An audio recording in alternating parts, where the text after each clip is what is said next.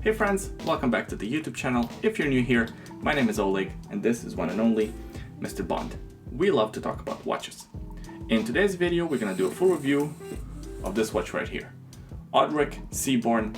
It's a Kickstarter project that has launched a few weeks ago and is already fully funded. In fact, they got fully funded within hours. So clearly there is a lot of interest behind this timepiece. I know what you're thinking, Oleg, we don't need another diver Kickstarter watch. However, I think this one is different enough and it has enough cool things going for it to differentiate itself from a C, pardon the pun, of other diver Kickstarter watches. So the way this review is going to work, the first part of the review is going to be the review part. The second part, closer to the end of the video, I'm going to talk about my personal opinion on this timepiece. Keep in mind that this is a prototype version, it's not the final production version. There will be some small differences between this and the final production version. Also, I am sending this prototype back. However, Audric said that if their campaign is successful, they will send me one of their watches whenever it's ready in December or so, and their campaign was successful, so I am going to get one of these watches for free in the future. That's not going to affect the review in any way, I just want to be transparent. Now, let's get started with the review. Let's begin with case dimensions. It has a diameter of 43 millimeters, so from this point to this point. However, that's excluding the crown and excluding the crown guards. It's 52 millimeters from one leg to another, so from this point to this point. However, the way this case is designed, the way this bracelet is designed, the widest points on the watch, so this point and this point, are about 56 millimeters apart. It has a lug opening of 22 millimeters and it's 15.3 millimeters thick. Here's what the watch looks like on my 7.5 inches or roughly just under 20 centimeters wrist. It's a pretty big watch. The diameter of 43 millimeters is not the issue here. The issue is that lug to lug distance. 56 millimeters including the protruding lugs or 52 millimeters excluding the protruding lugs, that's quite a bit. You have to have a bigger wrist or at least preference for larger watches to really pull this watch off. This isn't one of your desk divers. This watch has a lot of wrist presence, so keep that in mind if you have smaller wrists. The thickness on the watch, 15.3 millimeters. Yeah, it's quite thick. And I also think it looks thick. It doesn't really hide its thickness too much. I mean, it does have the curving in lugs, so that helps with the thickness a little bit, but you shouldn't expect to slip this watch under the cuff of your shirt. You probably noticed that I'm wearing the watch with the diver extension all the way out. That's because the person that was reviewing this watch previously forgot to include the spare links. So after he sized the watch to his wrist, he forgot to include the extra links in the package. When I received the watch, it was clearly too small for me, so now I have to extend the diver extension all the way out in order for it to fit. Not only is it a big watch, it is also quite hefty. 230 grams, currently sized for a much smaller wrist than mine. I would imagine for my size of a wrist, that would add at least maybe 15-20 grams. So that would take the weight to about 245-250 grams. So this is no light watch. For a quick size comparison, here's the watch next to another 43 millimeter watch, Seiko Samurai. Seiko is actually slightly larger. I think Seiko is 43.5 or 43.8 millimeters in diameter. However, it has a shorter lug to lug distance. As you can see, two watches side by side. Audric looks larger. The watch on the left looks larger. This should give you a pretty good idea of how Audric would wear if you have any experience with a Seiko Samurai. 316L stainless steel on the case and the bracelet. The finishes are pretty good. So we have a brushed finish on top and a bit of a polished chamfering on the edges.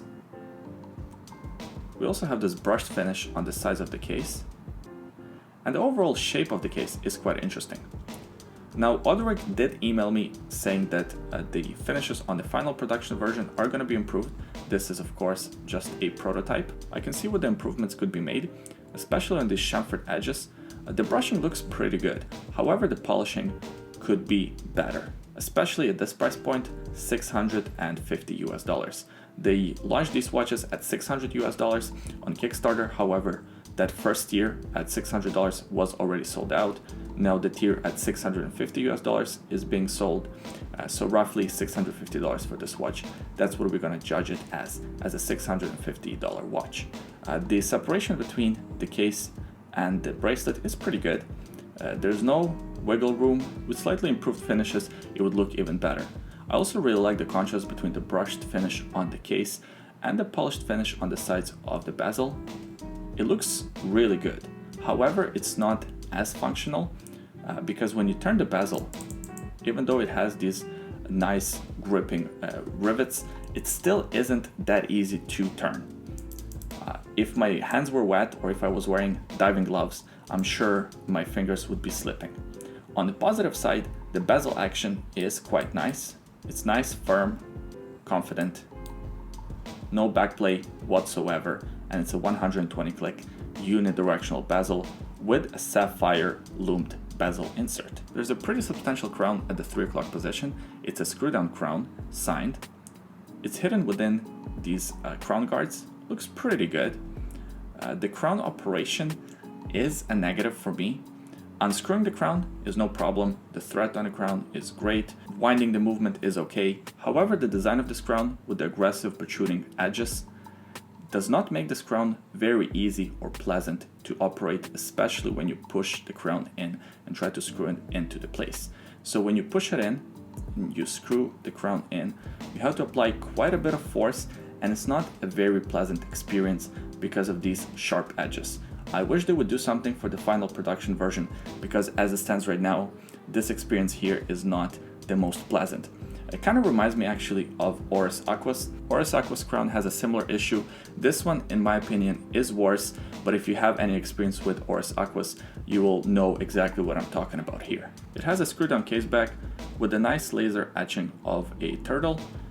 Some writing at the back here, Audric Seaborne, Sellita SW200, sapphire crystal, 500 meters of water resistance or 50 atmospheres, 316L stainless steel. The case back is on the thicker side because the watch has 500 meters of water resistance, so you need that thick case back. However, I think the shape of the case kind of compensates for that thicker case back. Another part of the watch that is quite thick is actually this sapphire crystal. 4.5 millimeters thickness is what they say on their Kickstarter page. It has to be quite thick to withstand all that pressure when you dive. There's a helium escape valve at the 9 o'clock position here. And I already talked about the movement of this watch, the Sellita SW200. 26 joules, it beats at 28,800 vibrations per hour, has a power reserve of 38 hours, and it's a hackable, hand-windable movement with a date function. It's a great movement choice, easy to service, and is the movement that you would expect from a new diver from a micro brand in this price category. So I have no problem with that Sellita movement whatsoever. Also, because it does have a Swiss made movement and about 60% of the total cost of the watch was spent in Switzerland, that's my understanding how Swiss made works. They are able to put Swiss made on the dial. Speaking of the dial, it's a lot more complicated than it would appear at a first sight. First of all, it's a sandwich dial. Might not look like it, but it is. You can see little holes for the minute running track. They're punched through and they are lumed. Very interesting design choice. The dial isn't flat. It has nice texture to it. It also has slight sunburst and plays with the light generally really well. Applied rhodium plated hour marks and rhodium plated set of hands. Rhodium plating on the marks and on the hands helps prevent tarnishing and keeps the dial looking fresh for longer. Not too much writing on this dial. Audric and their logo by the 12 o'clock position, Seaborne 500 meters written closer to the 6 o'clock position, and Swiss made all the way there at the bottom. A cool detail on this dial, it has a depth gauge. As you can see, there are 3 colors on this dial. So there's this red portion between 0 and 10, then there's the orange portion between 10 and 15, and the yellow portion between 15 and 20. From my understanding, different light is visible at different depth. So when you dive below 15 feet, you won't be able to see red anymore. When you dive below 25 feet, you won't be able to see orange anymore. And when you dive below 35 feet, you won't be able to see yellow anymore. Not exactly sure how useful that would be to a real diver, but I think it's kind of a cool touch and an interesting design choice to be added to the watch. I really appreciate that ingenuity. Every great diver watch should have great lume. Here's a lume shot for you. Overall, it's not bad, but it could be improved. The set of hands seem to have more lume than the indices. Also, this bezel is lumed, however the lume application is not even. You can tell from the triangle at the 0 position. It's not evenly applied. I'm hoping it's just the issue with the prototype version, and the final production version has more layers of lume applied, and the application of lume is more even. The watch comes on the stainless steel bracelet. It's a one-link bracelet that kind of looks like a Jubilee bracelet. However, they're all one links, solid end links, screw-in pins, and milled clasp with even some decorations on it. As I mentioned, it has a diver extension. Overall, the clasp is pretty good. We've seen similar clasps from many other watch brands. The bracelet overall, it's alright. The finishing, the alternating finishing, looks okay. Nothing really to brag over, but doesn't look too bad. It's 22mm by the case, and then it tapers in to about 20mm closer to the clasp. It's nice and hefty to balance out the weight of the watch head.